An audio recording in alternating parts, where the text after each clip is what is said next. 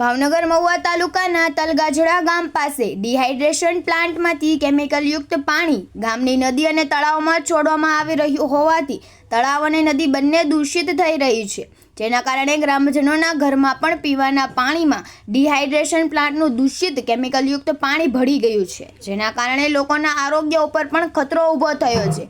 જોકે અનેક રજૂઆત બાદ પણ ભાવનગર પ્રદૂષણ નિયંત્રણ વિભાગ દ્વારા કોઈ પણ પ્રકારના પગલાં લેવામાં આવ્યા નથી। સાથે જ સ્થાનિક પ્રશાસન દ્વારા પણ ઢીલી નીતિ અપનાવવામાં આવી રહી છે। ભાવનગર મહુવા તાલુકાનું તલગાજડા ગામ પાસે આવેલા ડિહાઇડ્રેશન પ્લાન્ટમાંથી કેમિકલયુક્ત પાણી સીધું જ ગામની નદી અને તળાવમાં છોડવામાં આવી રહ્યું છે, જેના પરિણામે તળાવ અને નદીનું પાણી દૂષિત થયું છે અને એ જ દૂષિત પાણી ગ્રામજનોના ઘરોમાં પીવાના પાણી સાથે ભળી ગયું છે, જેના કારણે ગ્રામજનોના આરોગ્ય પર ગંભીર ખતરો થયો છે।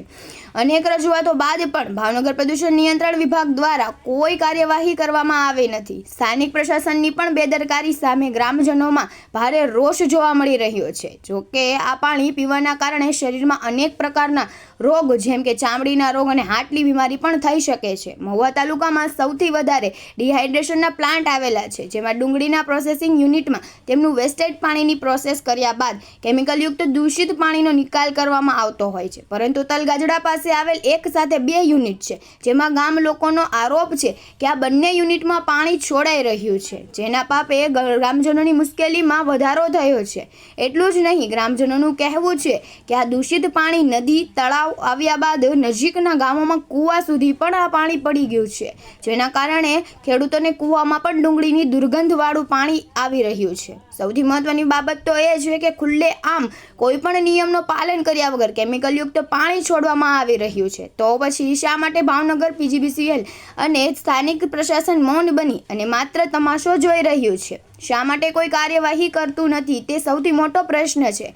પર્યાવરણ સાથે નદી તેમજ તળાવમાં જતા દૂષિત પાણીને લઈ સુપ્રીમ કોર્ટ દ્વારા પણ અનેક વખત મહત્વપૂર્ણ નિર્ણયો આપ્યા છે, પરંતુ આમ છતાં સ્થાનિક પ્રદૂષણ નિયંત્રણ વિભાગ અને જવાબદાર અન્ય વિભાગ દ્વારા ઔદ્યોગિક ક્ષેત્રે પોતાની મનમાની કરીને કેમિકલયુક્ત પાણી ખુલ્લે આમ કોઈ પણ નિયમનું પાલન કર્યા વગર છોડાઈ રહ્યું છે। તેના પર હવે જોવાનું રહ્યું છે કે પ્રશાસન દ્વારા શું પગલાંમાં લેવામાં આવશે, કારણ કે તલગાજડા તળાવમાં પાણી એનું 12 માસ સંગ્રહ કરી શકાય તે માટે બનાવવામાં આવ્યું છે અને આના કારણે ગ્રામજનો અને ખેડૂતોને ખૂબ સારો ફાયદો થાય છે, પરંતુ દૂષિત પાણી ભરવાના કારણે હવે વિપરીત અસરો જોવા મળી રહી છે।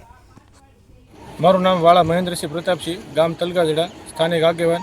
ગામના ખેડૂતોને અવારનવાર રજૂઆતને ધ્યાનમાં લઈને આજે અમારા ગામના ખેડૂતો અને આગેવાનો બધાએ જે અહીંયા અમારા તલગાજડા તરેર રોડ ઉપર જે ડુંગળીના ડિહાઇડ્રેશનના કારખાના આવેલા છે, ત્યાં અમે લોકો જે એનું વેસ્ટ પાણી, ટૂંકમાં જે ડુંગળીનું કેમિકલયુક્ત પાણી લોકો કાઢે છે, અમારા તલગાજડા ગામના જે ખેડૂતોના કૂવા છે એ પાણી એમાં ચાર્જ થઈ ગયેલ છે અને આ નદી ક્ષેત્ર તરેડથી માંડી અને તલગાજડા સુધી જાય છે। તો અમારા તલગાજડાની અંદર જો આ પાણી આવી રહ્યું છે તો ગામ લોકોને ટૂંકમાં રોગચાળાની પણ ભીતિ સેવાઈ રહી છે, કારણ કે આ પાણી અમારા ચેકડેમમાંથી સીધું તળાવમાં થઈ અને નદીમાં થઈને સીધું તલગાજડા ગામ સુધી પહોંચે છે। તો આપણા મીડિયાના મારફતથી અમે પ્રશાસનને કહેવા માંગીએ છીએ કે આ પાણીનો નિકાલ સદંતર અને તાત્કાલિક ધોરણે બંધ કરવામાં આવે અને ખેડૂતની ખેતી પાયમાલ થતી બસી જાય અને તલગાજડામાં જે રોગચાળાની ભીતિ સેવાઈ છે તે પણ બંધ થાય। તો અમારી આટલી લાગણી સ્વીકારી અને માંગણી સ્વીકારી અને ટૂંકમાં એટલું અમારું કહેવાનું છે। મારું નામ રાજુભાઈ ભૂરાભાઈ કળસરિયા છે। મારું ગામ તલગાજડા, તાલુકો મહુવા, જિલ્લો ભાવનગર। હું ખેડૂત છું। હવે મારા ખેતરની સામે આ 2 કારખાના ડુંગળીના બનેલા છે, એનું વધારાનું પાણી બહાર કાઢવામાં આવે છે। તો અમારા બધાય કૂવાની અંદર એનું સાર્સિંગ થઈ ગયું છે અત્યારે, અને એનું પાણી આગળ જાય છે તો ત્યાં પંચાયતનો કૂવો છે, તો એમાંથી પાણી બધે ગામમાં નળ કનેક્શન છે, તો ઘરે ઘરે આ પાણી ડુંગળીનું પાણી અત્યારે ઘરે હોત આવે છે। તો અમારી એવી માંગણી છે કે આ પાણી તાત્કાલિક બંધ કરવામાં આવે, બસ। એકમભાઈ ભૂરાભાઈ, આ પાણી આ નદીમાં છોડવામાં આવે છે 2 કારખાનાનું ને ગામમાં ઠેઠ પોગી રહ્યું છે પાણી ને અમારે નદી ઓટવી હોય તો અમારા પગ ફાટી જાય છે આ કેમિકલવાળું પાણી